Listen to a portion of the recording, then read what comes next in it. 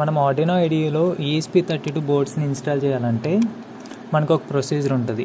So ESP32కి సంబంధించిన JSON ఫైల్ని మన ఆర్డినోలో వేయాలి. మనం ఆల్రెడీ ESP8266కి ఎలా అయితే ఇన్స్టాల్ చేసినామో సేమ్ అలానే చేయాలి. ఇక్కడ చూడండి, ESP32కి సంబంధించిన JSON ఫైల్ని నేను కాపీ చేసుకుంటున్నాను. దానికి సంబంధించిన లింక్ అనేది మీకు డిస్క్రిప్షన్లో ప్రొవైడ్ చేస్తాను, దాంట్లో చూడండి. ఆ ఫైల్ని కాపీ చేసిన తర్వాత ఆర్డినో ఓపెన్ చేయండి. ఓపెన్ చేసిన తర్వాత ఫైల్ అనే ఆప్షన్ మీద క్లిక్ చేయండి. ఫైల్ అనే ఆప్షన్ క్లిక్ చేసిన తర్వాత ప్రిఫరెన్సెస్ అనే ఆప్షన్లోకి వెళ్ళాలి.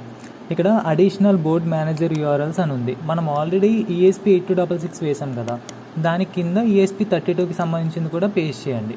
సో ఓకే క్లిక్ చేసేసేయండి. సో ఇప్పుడు మనం ఏంటి అంటే ESP32కి సంబంధించిన JSON ఫైల్ వేసాం కాబట్టి ఆ బోర్డ్స్ని ఇన్స్టాల్ చేయవచ్చు. సో టూల్స్ ఆప్షన్లో బోర్డ్ మేనేజర్కి వెళ్ళండి. అక్కడ ESP32 అని టైప్ చేయండి. ఎందుకంటే మనం ESP32కి సంబంధించిన URL మాత్రమే వేసాం కాబట్టి అది మాత్రమే డౌన్లోడ్ అవుతుంది. సో ఇప్పుడు ఇన్స్టాల్ ESP32, మీకు అక్కడ 2 ఆప్షన్లు వచ్చినాయి. ఓన్లీ ESP32/ESPressif సిస్టమ్స్ అనేది ఇన్స్టాల్ చేసుకోండి. అవి మాత్రమే ESP32 బోర్డ్స్. ఈ ఇన్స్టాలేషన్కి ఒక 30 మినిట్స్ దాకా టైం పట్టచ్చు.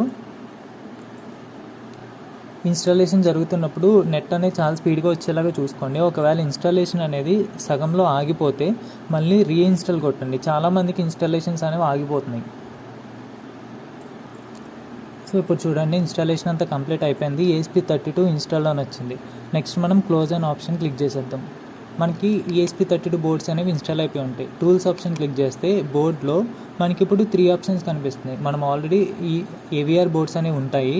ESP32 ఇప్పుడు మనం ఇన్స్టాల్ చేసినవి. ఇంతకుముందు మనం ఆల్రెడీ ESP8266 ఇన్స్టాల్ చేసాం.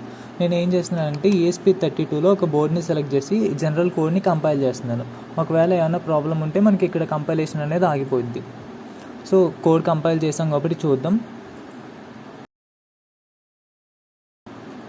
చూడండి, డన్ కంపైలింగ్ అని వచ్చింది. అంటే మనకి ఏం ఎర్రర్స్ లేవు, బోర్డ్స్ అనేవి సక్సెస్ఫుల్గా ఇన్స్టాల్ అయినాయి.